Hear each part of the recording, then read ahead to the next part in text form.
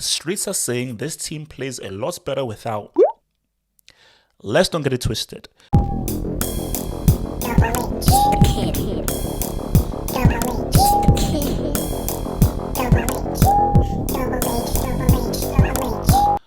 Arsenal missed out on top 4 last season. Even though I was promised by fans UCL football was already a done thing. But it's a new season, which means new signings. Jesus had a great preseason and comes into the new campaign ready to prove this guy wrong. Despite not scoring against Palace, Jesus looks good and has definitely improved the attack. There is a gulf in quality between him and the lack of threat. It was his countryman that got Arsenal off to a good start.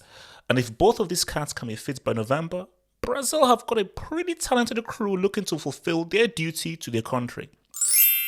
And Salah continued his great form yet again as he was instrumental for Arsenal as his good work led to Guehi's own goal, making it 2. It was game over and Arsenal avoided their horrible start to last season. But we can't keep focusing on the goal scorers as it's a team that makes it all work. The real reason Arsenal won? Right nationality, wrong everything else. Yep, Saliba. An amazing debut, a rock at the back, and he has already made the defense look a lot more resolute. You will definitely be seeing him doing a lot of recovery for the 50 million earring merchant. Arteta may finally get top 4 if everything all clicks into place. And one of my sources just told me his team talk that inspired this great team performance at Selhurst Park.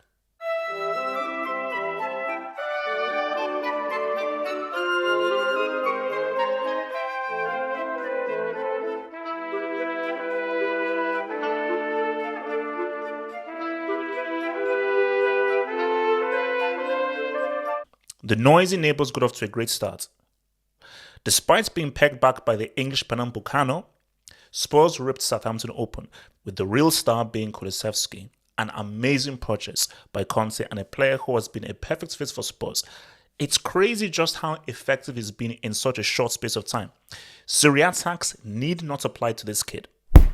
I've put my neck out and said these dudes will finish second. Still, 37 games to go, but I've said my piece and I'm sticking to it. Tell me again how Kulushevsky got sold by Juve, but this bomb remained. The quadruple was there for Liverpool, and it would have been the greatest ever season by a club. I mean, 2 out of 4 ain't bad, but it was just the 2 worst trophies. Out with Mane, a move that shocked many as we all know how valuable he was to the success of Liverpool, and in with Charles Darwin Nunez. Liverpool are betting big on him, but his YouTube comms do not stop Twitter from bringing out the memes. Fulham did not make it easy. Amazing work off the ball and great bravery with the ball. Standard performance by the boy from Serbia, who helped his country qualify for the World Cup and showed he belongs in the Premier League. Can we now say this dude is finished? 2018 called and they want the firm back.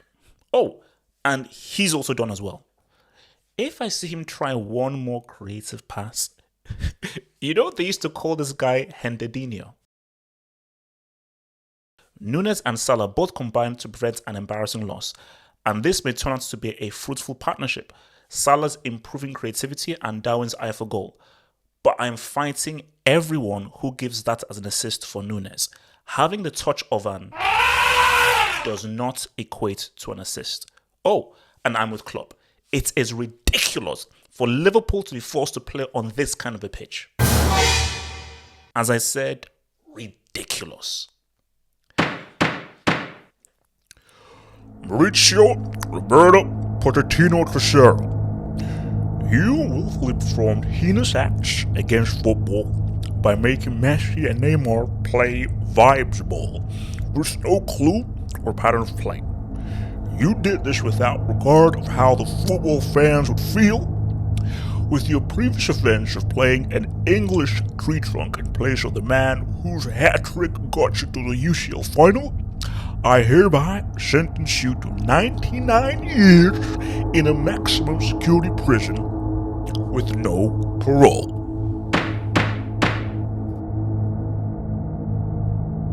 New team and new look.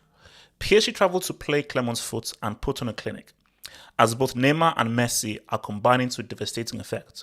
Oh, and a Messi overhead kick. Nice, but Cristiano's was better. Despite that, it's promising to see just how well PSG look, which is way better than when Poch was in charge. But the streets are saying this team plays a lot better without. Let's don't get it twisted. PSG can win Uber Eats without Mbappe, but they have no chance of winning the UCL if Mbappe is not in that team.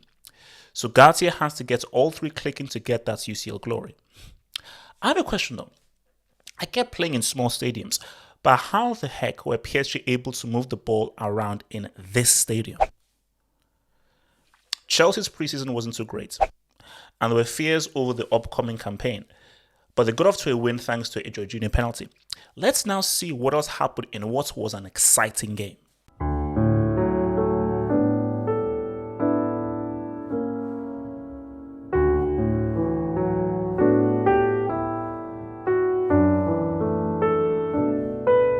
Yes, there was a win, but the football was disgusting.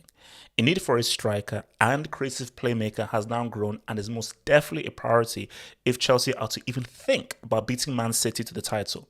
Speaking about City, he was slated for his miss in the Community Shield. The abuse came down on him, labeling him as a flop, a waste of money, and some even called him nothing more than a Norwegian camera operator.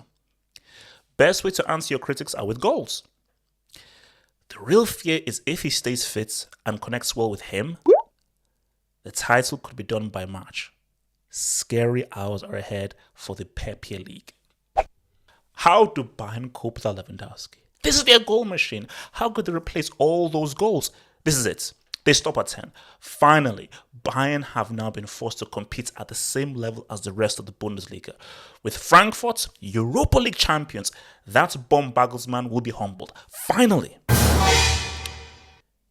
When Bayern do 20 in a row, should the league just fold? 1, 2, 3, 4, 5, 6, 7, 8, 9. Hag is in the real now. No need to adjust your TV sets. This is not the Matrix. This is real life. The Seagulls tamed the Devils as Man United got served at the crib. It was a complete and total beatdown. Graham Potter's team danced on United, and the difference in team chemistry between both sides was laughable. It's only one game into the season, but Ten Hag only has Eredivisie experience, and his only achievement is flopping a UCL semi they should have won against Spurs.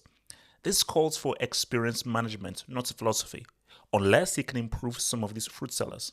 Not even the great Ronaldo could come off the bench and save this mess. And now, more than ever, I'm convinced he would rather be a free agent than be involved in this garbage. But we need to settle something now. What does more damage to your health? Watching McFred or eating McDonald's? Please, comment below.